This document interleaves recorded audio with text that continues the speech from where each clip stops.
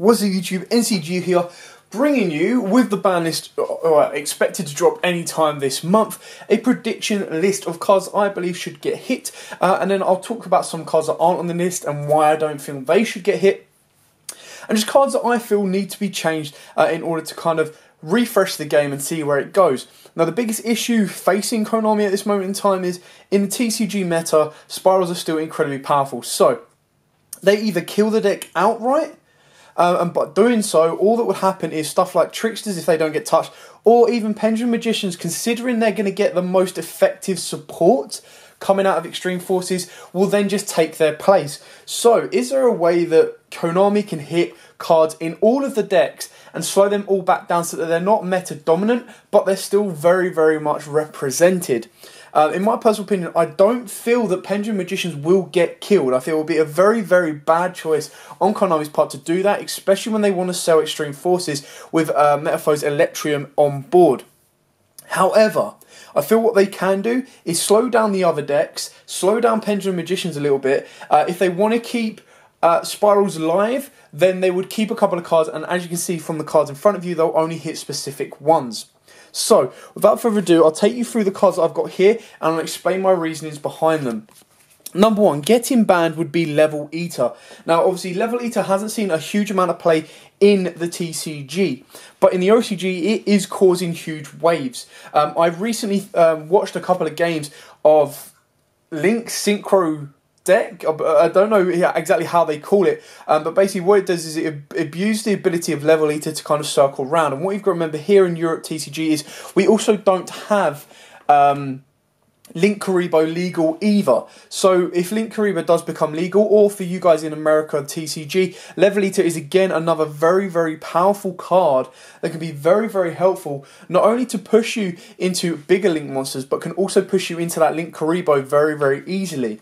Now, it is banned in the OCG, and the reason I would like it banned is because although I feel that it could be a preemptive ban, is if you look at Grinder Golem in its sense has a bit of balance to it within reason. In order to get rid of the Grinder Golem you're giving your opponent, because it is a 3k beta, you do have to extend more resources. You do have to then go into a Kesset Magician to bounce it back, and then you do have to get rid of it from your opponent's board using stuff like Regekis or any other kind of board wipes or card destruction to get rid of it.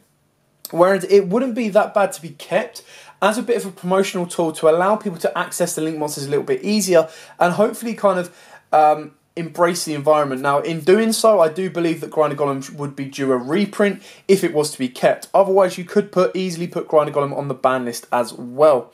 On top of that, the reason that we're sticking with Level Eater is, like I was saying, I was watching a Synchron deck that used Level Eater and Link monsters, and it literally just kept cycling around with the Level Eater, getting rid of its, doing what Synchrons do in general, but also filling the board with loads of powerful Link monsters. Now, again, it's not meta dominant. However, if you were to hit the rest of the monsters and rest of the decks, like Tricksters, Pendulum Magicians, and of course Spirals, then maybe this will start seeing a bit more play and could cause issues further along down the line in the meta. So, for a banned card, definitely Level Eater. Next up to be limited to one. Next up to be banned as well, I believe, is Spiral Master Plan. Now, the reason Spiral Master Plan has to be banned is because you very rarely would play more than one. It is a brick open. If you do play two, of course, it does give you more options if you do draw into one. But of course, it does also increase the chances of opening up with two of them, and again, being another brick. Now, if they want to keep Spirals around, then I believe the fairest kind of hit would be to hit their Spiral Master Plan. And alongside Spiral Master Plan, they will hit, like I said in this list, as you can see, a Terraforming as well. If they want to kill Spirals, then you would hit your Master Plan, you would probably hit your Tufts, or you'd hit their Resort as well, and just really, really knock them down one. However, if you were to ban Master Plan, because you only play at one, it has to be a ban, it can't be anything less. You would then have to hit Terraforming. And that leads nicely onto our cards that I believe need to go to one. Now, I would prefer Terraforming not to go to one because obviously it provides generic support for all decks, or generic usage in all decks that use field spells. However, Konami have shown in the past that they prefer to hit support cards, E-Tele, Reasoning, Rhoda, rather than actually hitting the problem card itself. So by hitting Terraform into one, if not banning it altogether, would then mean that the consistency of Spiral Resort does get knocked down a bit. And obviously Spiral Resort is a bit of an issue with the protection effect, not to mention the whole cost of shuffling back in, which isn't that bad of a deal at the end of the board state.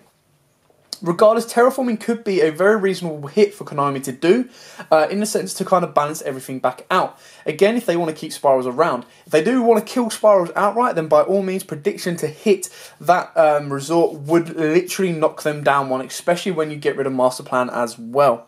Obviously, what you've got to remember as well with Master Plan, if you keep Master Plan around, it can then search out your resorts. So there's got to be a fine balance between your Master Plan and your resorts, because Master Plan can't go off unless it has resort ready to go, and for part of its effect anyway. So you've got to think of the balancing capabilities of the deck and the general outcome. Next up, going to one, in my personal opinion, is Trickster Reincarnation. Now, the reason Trickster Reincarnation I see going to one is they're still obviously promoting Tricksters. They do not want to kill Tricksters. They still need them around. They are an anime deck. There will always be a fan following for them. So it's not really, in my personal opinion, going to be killed. So the only fair way to kind of balance Reincarnation back out, or balance the deck back out, is to hit the Reincarnation or hit the Light Stage or Candina. Now, if you hit Candina, they lose an 1800 beta that is going to be their searcher of everything in the deck. That is their Deneb, that is their Stratos. However, Reincarnation can still be a problem, because even without your Candina, even though she is your consistency in the deck, your opponent still has the ability to FTK you the second you draw a card, just by having Lycrus and of course Trickster Reincarnation set. It does require more openings, but it doesn't stop the deck still being incredibly busted. The deck can still do really, really well without Reincarnation. Reincarnation does not have to be played in the deck. It does add consistency by bringing back from the graveyard and getting you out of sticky situations, and of course banishing all your opponent's cards. It's very, very powerful in that sense. Dropping it to 1 still allows the deck to be live and viable, but also balances it back out so that it's not incredibly unfair with the whole Drawn and Lockbird combo, not to mention the general burning damage that it's going to be doing comboing off with Lycrus. Next up is quite standard on pretty much everybody's list, and that is Firewall Dragon. Now, the question with Firewall Dragon behind it is, again, it is the main anime kind of character card, and the issue with that is we still haven't received the reprint. It can be abused. There's no questions about that. Firewall can be abused in pretty much any deck that can make it freely. Now, when Spirals, or if Spirals get killed, and then if you kind of knock back the rest of the decks, is Firewall going to be that big of a problem still? The question is probably yes. Does it deserve to go to 1? Yes. Is it too soon to go to 1? Most likely yes as well. By going to 1, it's just going to be more sought after. There'll be more in the market because those that have multiple Firewalls will be getting rid of them. But on top of that, it does mean that the prices for each single one might actually rise. Regardless, I feel Firewall is a logical one that they could go, yeah, okay, we'll hit it to 1. But it would be the first, in my understanding, that they've ever really hit an anime-centered card. Yes, this is incredibly powerful, but Dark Magician's never gone to 1. And neither has stuff like Stardust, or, of course, stuff like Elemental Hero Neos. Now, I know they're nothing compared to Firewall in this moment in time, or in the meta, but it would be very interesting to see if Konami TCG will hit Firewall, or if they'll let us have another ban list with him at max power at 3. Very rarely do you see it at 3, maybe 2. So for them to semi-limit it, I don't see the need to do so. And it would literally need to be 1 or none. And I don't see it being at none. So the most logical hit would be seeing Firewall at 1. Next up, we've got a couple of Magician cards. Now, some of these cards are ifs and ors. I don't believe that they'll all get hit. These are just some of the logical ones that I see playing a part in the deck. Now, starting off with Time Pendulum Graph. Time Pendulum Graph can also provide stupid, crazy combos for the deck. On top of that, when you get Metaphors Electrium, Time Pendulum Graph can also be even more adventurous and more useful for the deck. Especially with the combo of activating Time Pendulum Graph, then Wisdom Eyes and stuff like that. Wisdom Eye could get hit, but I feel at this moment in time it's not seeing as much play as maybe it was expected to do, and you might want to keep Wisdom Eye around for Klee support coming out in the future. Time Pendulum Graph is a very, very powerful card. Now, the way that I see this is again like Firewall. It needs to go to either 1 or none. Hitting it to 2 would be pointless because most people play at 2 anyway.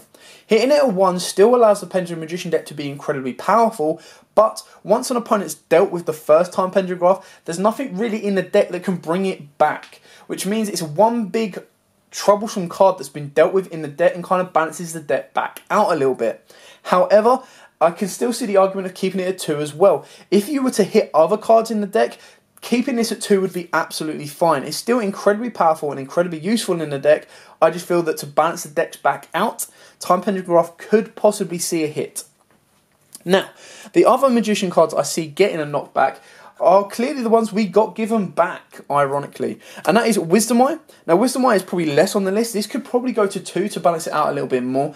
But some of the lower pendulum combos do require Wisdom Eye to bring it back, recycle it, and move place forward, place what you need in the scale, and so on and so forth. However, because it's not as big of an integral part is why this card could probably go to 2 rather than going to 1. If it does still get hit to 1, you'll probably still be playing it anyway, but keeping it around at about 2, maybe even 3 is completely fine.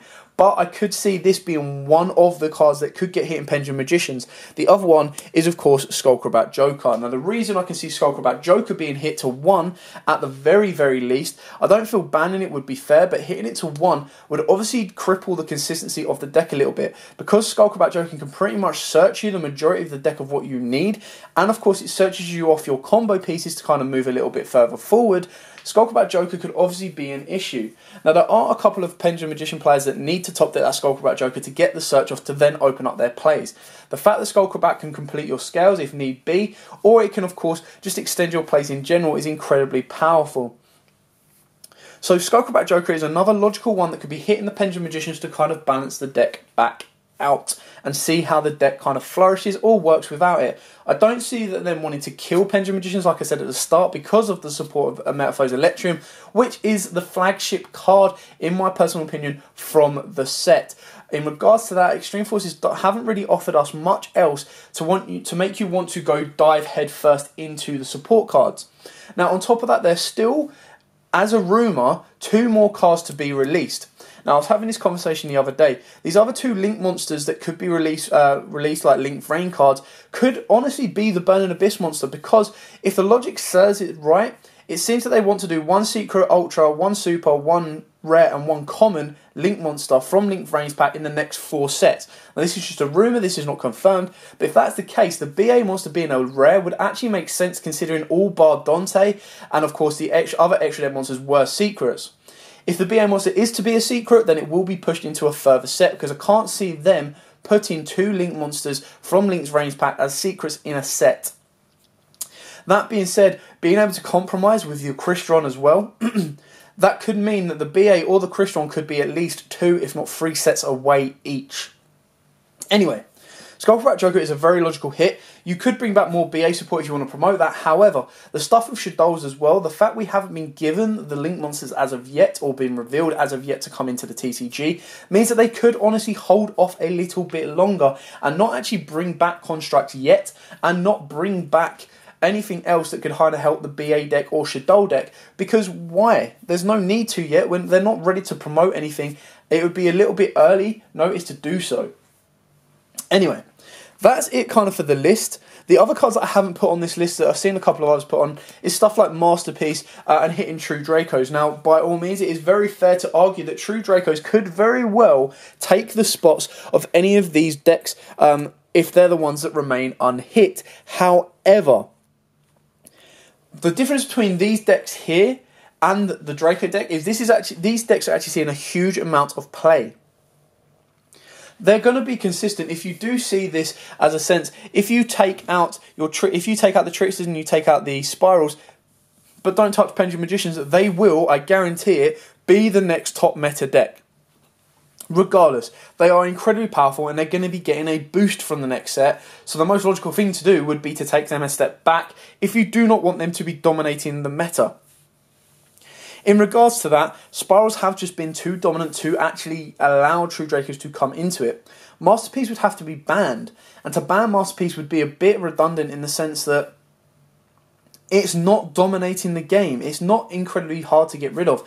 Most people are siding kaijus ready for the bigger monsters like sleepers and stuff like that.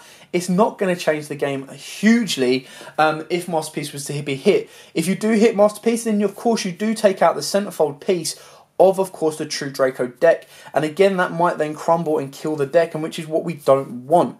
Hitting Masterpiece to 1 could be argued as logical in the sense that it won't be allowed to run right. However, hitting it at all, in my personal opinion, when you only really run it at 1 or 2, would kind of be a redundant hit on the list and not really change a huge amount in the decks kind of coming up. Anyway, that's my prediction list. These are the main cards I feel probably should get hit and probably will get hit on the upcoming ban list. Now, with the Magicians, it is a 1 or 3. I don't feel all 3 of these will get hit, but most logically, I would say Time Pendragraph or Skullcrobat Joker.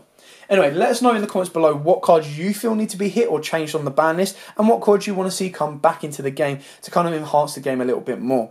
Thanks for watching. Like, comment, subscribe, share. I will see you guys all on Thursday. And until then, see ya.